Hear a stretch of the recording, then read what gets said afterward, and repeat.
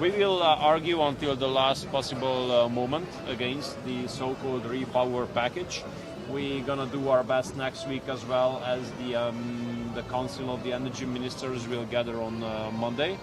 And there I will make it clear that what they call diversification would be a one-sided dependence in the case of Hungary. I mean, cutting the Druzhba pipeline would mean that now we have 2 pipelines supplying Hungary, and then we would have 1. It's not diversification. This is something totally different. This is putting us in a totally dependent position, which we don't want.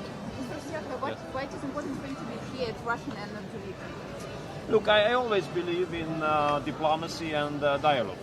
So whenever I'm invited and wherever I'm invited, I usually accept the invitation. And look here. Here there's a platform of rational dialogue. Here we can discuss a very important issue, which is the safe supply of energy of my country for the future. And I have to tell you that we always had fair dialogue here. We always had fair agreements with the Russian partners of ours. So actually I have no reason to turn down such an invitation. And I wish that there were more European politicians here, because I do believe that if you cut the channels of communication, you basically give up the hope for peace.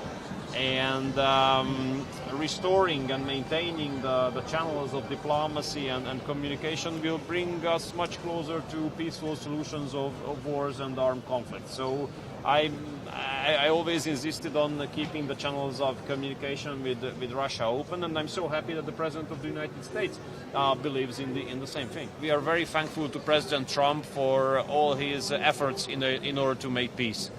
I mean, if you compare the approach of the former U.S. administration and the current U.S. administration when it comes to the situation on Ukraine, it is so obvious that President Trump has made a lot in order to bring back peace to the Central European region. And I hope that he's going to be successful in this regard. We cherished the fact that the summit in Alaska took place. We cherished the fact that some positive developments have been started. And I wish that negotiations are being continued instead of putting forward more risk of escalation. As a neighboring country for us, any news which come forward with the risk of escalation are bad news, obviously. Well, I can't speak for him. What I can tell you from Hungarian perspective is that we are thankful to him, because he has been doing so much in order to make peace in Ukraine, which is much more than any other politician in the world. Of course, my Prime Minister has made a peace mission as well, and he tries his best as well. But I mean, when it comes to leaders of big and powerful countries, President Trump is doing the best and efforts and the most in order to make peace in Ukraine. When are you expecting the first concrete on patch? Which month? Is at the beginning of next Well, according to the current schedule, I think that it will not come later than February. Not later than February. Not later than February. So not later than the beginning of February, to be more precise. Thank you. Okay. Yes, President has done a lot for the peace, but although he has done a lot for the peace, it has not been granted the Nobel Peace Prize for it. Well, I think President Trump would definitely deserve the Nobel Peace Prize, because he has made a lot in order to make peace not only in Ukraine but all over the world. So I mean, I was the only foreign minister in the world who participated 5 years ago on the signing ceremony of the Abraham Accords in Washington.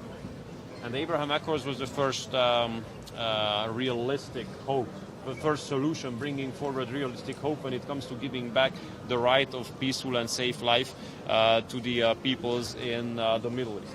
And now this agreement, which he was able to put together, is the second in line. And I do believe that after failed attempts of long decades, this solution can really bring peace to the Middle East region. And I have to tell you that we are also thankful to him, because it's thanks to him that the last Hungarian hostage has been also released by Hamas. Without him, it wouldn't have been possible. We are in favor of peaceful solutions, so we hope that nothing will happen which will bring forward the risk of further escalation, because as a neighboring country, any escalation would be very bad to us. Does Hungary support the drone war in the EU?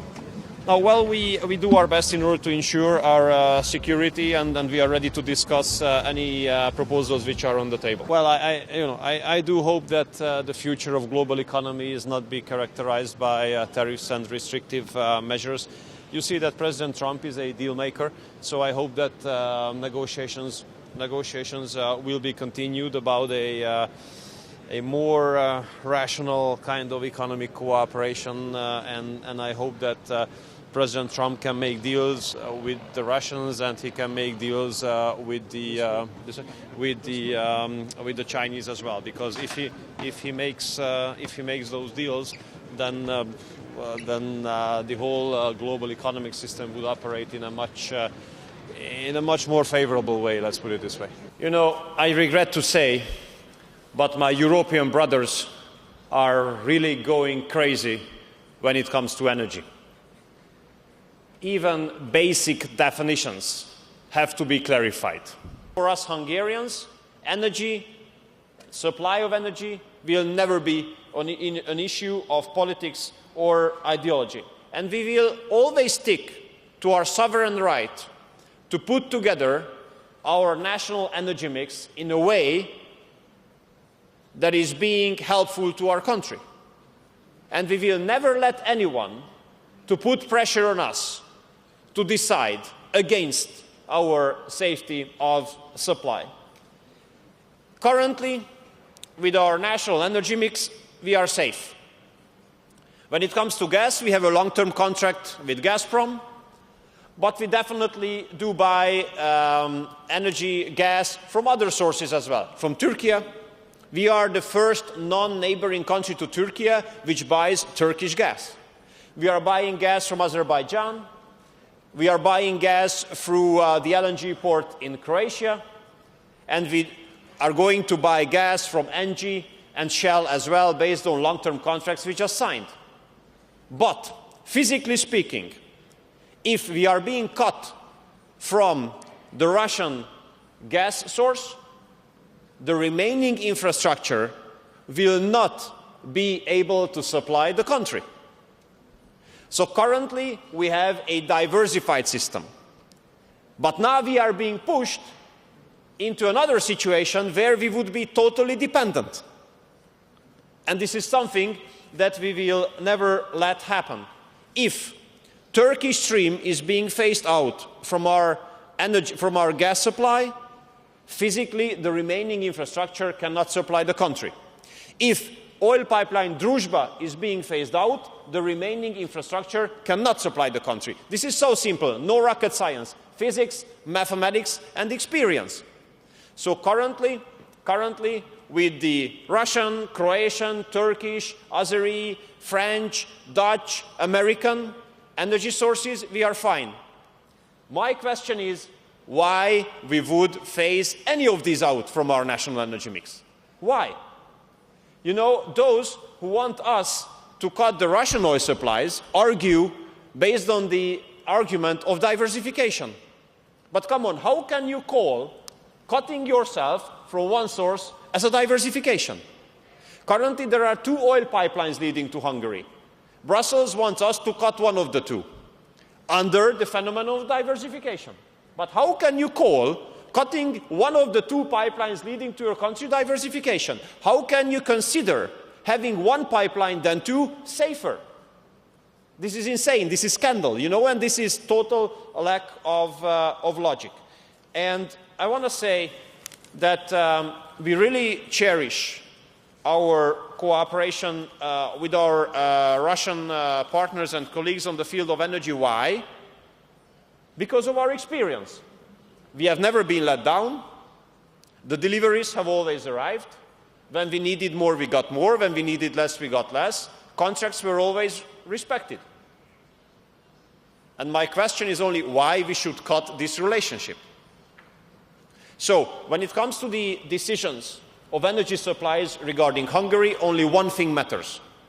And this is the national interest. And what is our national interest? To ensure safe supply and to maintain the lowest gas prices of the European Union for the Hungarian families. If we are being forced to change this structure of energy supplies of the country, energy prices would skyrocket in Hungary. And we don't want to put our families in Hungary into a situation that the energy prices increase. So we stick to our sovereign right to ensure the safe supply of Hungary and to ensure that the Hungarian families enjoy the lowest gas prices in Europe. And we'll stick to this position of ours regardless of any kind of pressure you can imagine, because you know us. How does it feel to be the only sane one? Well, you should not forget about the Slovaks. Okay. So we are two. You should not forget. You should not forget that our patriotic allies have won in the Czech Republic. So we are free.